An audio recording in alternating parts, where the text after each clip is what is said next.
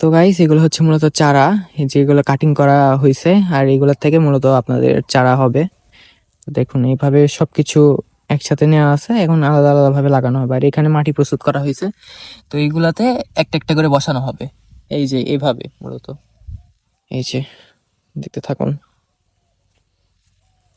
তো মূলত এইভাবে চারাগুলো হচ্ছে পলিথিনে র্যাপিং করা হচ্ছে।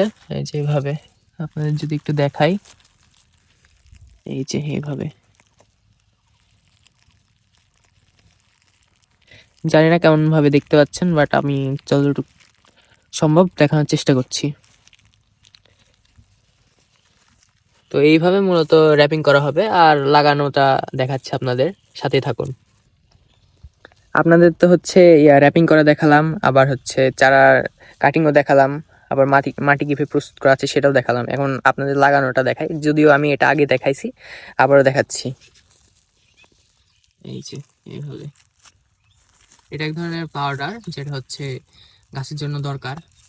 তো এইটা হচ্ছে এইভাবে দেওয়া হচ্ছে, চারাগুলো লাগানো হচ্ছে।